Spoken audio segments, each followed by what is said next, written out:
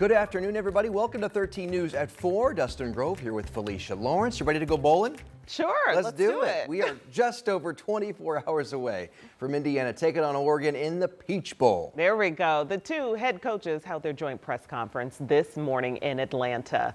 And that's where Eli Gain and Dominic Miranda join us now. Hey, good afternoon, guys. Good afternoon. It's a beautiful day here in the Peach State.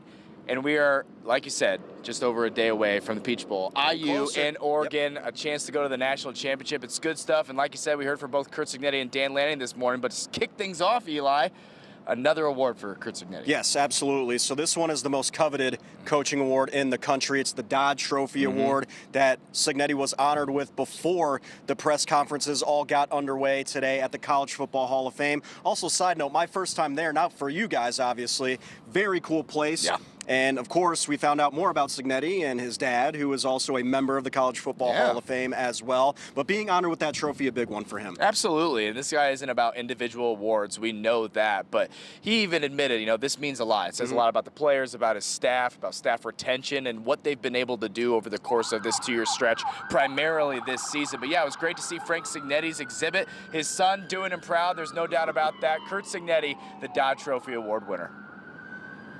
You know, I'm honored to win this award, the Bobby Dodd Award. I work for Johnny Majors at Pitt. He's talk about Coach Dodd all the time. Coach Majors played at Tennessee about that time.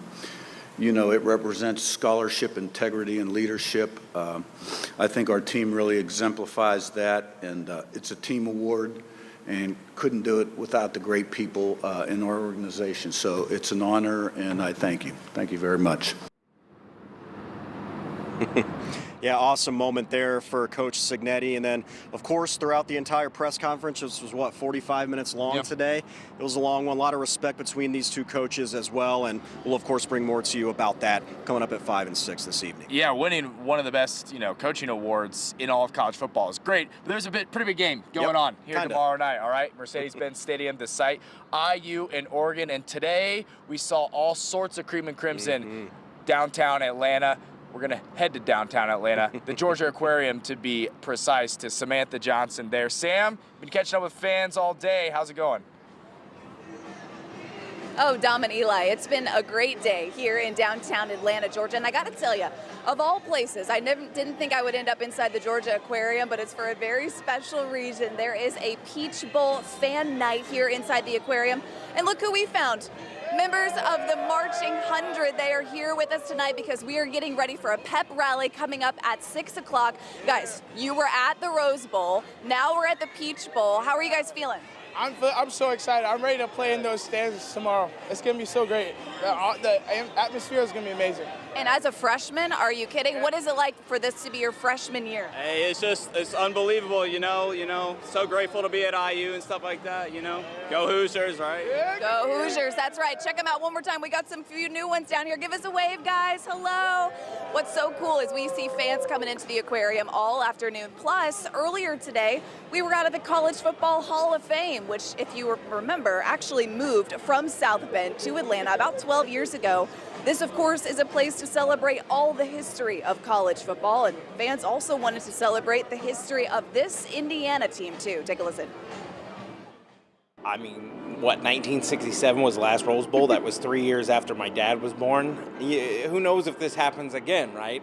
They're not the most talented bunch. There is talent, but, they just work well together. They're the best, and they've just all glued together. They're a team, and team counts.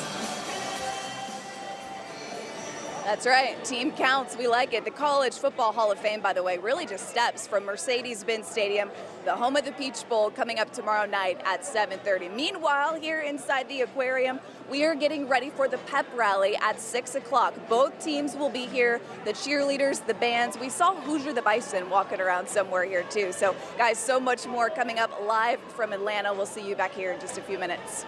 Oh, really cool, Sam. A good thing they got a lot of Hoosiers on deck to turn it up a notch. And the Bison, too. And the Bison. All right, awesome. And many Hoosier fans are heading down to Atlanta today. A big caravan down I-65 of the Interstate South, and also at the airport, 11 direct flights today.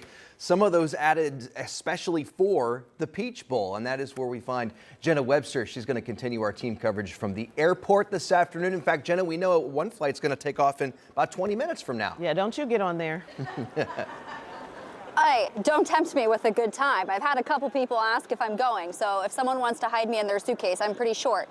I might fit, so don't tempt me, because we do have 2 more flights in the next hour, a couple more later tonight. But one of my favorite things about being at the airport today is that even if fans aren't going to the Peach Bowl, they're flying somewhere else on a different vacation, they're all wearing their IU gear. Everyone in the state of Indiana just really excited about this team right now. The airport, of course, is dressed for the occasion as well. The Trident is still up. That's where everyone has been stopping and taking pictures. In fact, I talked to one man from Zionsville who drove all the way here to the airport just to take a picture.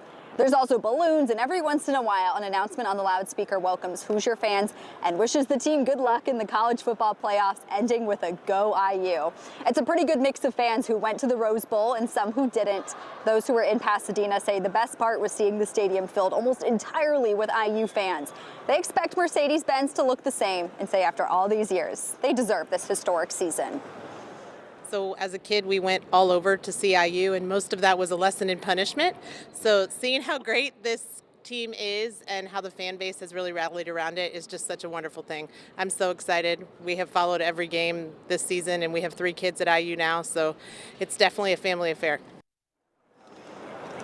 It's a family affair, but unfortunately those 3 kids are not going to the game. That was Rebecca Geyer you just heard from. She actually went to the Peach Bowl back in 1988 when IU lost to Tennessee, so she's feeling a win this time around. And here's something interesting. They were actually in Miami during the Rose Bowl. They say they were walking around with their IU gear on, and a couple Miami fans, they rolled down the window, giving them a little see you in 2 weeks sort of situation, a little bit of friendly heckling. So they say, hey, we're not trying to get ahead of ourselves, but definitely a lot of eyes on the Fiesta Bowl tonight to see who IU could be taking on should they win tomorrow. Guys. So much Not exciting if, football. but when.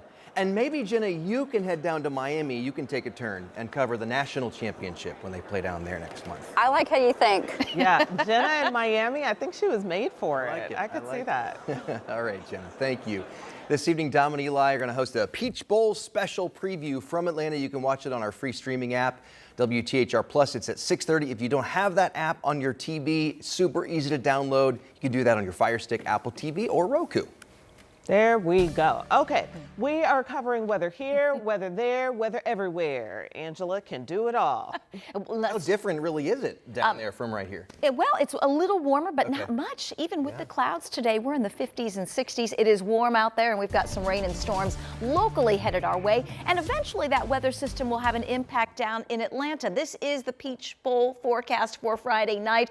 Lots of clouds, maybe some fog, slight rain chance at this point, but the thinking is the heavier rain will hold off until after the game, more like later Friday night into early Saturday. We can take you into Atlanta with live Doppler 13 radar. It is clear. What you see across portions of Alabama up through Tennessee, those are flood watches. Locally, no watches or warnings, but we are watching a developing storm system. It's already bringing a few spotty showers to parts of central Indiana, northern sections of Marion County, up through Tipton, into Kokomo, east of Lafayette, south into Frankfort. We expect the rain chances to increase over the next several hours, and some thunderstorms possible overnight. This is 7 o'clock this evening. You can see the majority of the heavy rain holds off until after midnight. Some rumbles of thunder, and we can't rule out a strong to severe storm after midnight through the very early part of tomorrow. This is the highlighted threat area from the Storm Prediction Center. More on the timeline and a look ahead to a temperature tumble in the forecast.